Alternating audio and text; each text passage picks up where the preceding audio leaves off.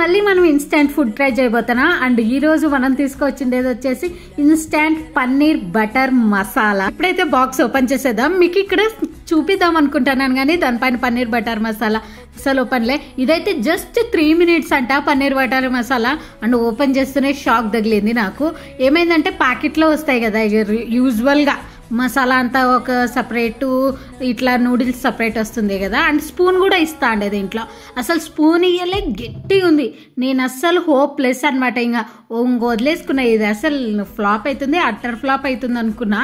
అసలు అది పన్నీర్ ఉంటుంది కదా, అదైతే తింటే కురుకురే తిన్నట్టుంది అనమాట.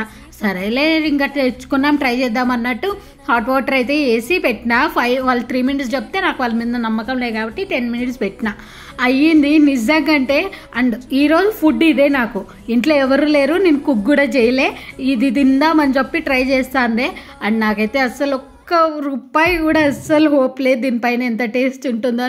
కొంచెం సంకుతాను అనమాట తినడానికి కూడా. అండ్ టేస్ట్ చేస్తే నిజంగా చెప్పనా చాలా బాగుంది. అసలు అనుకోలే, ఎక్స్పెక్టే చేయలే అనమాట. చాలా అంటే చాలా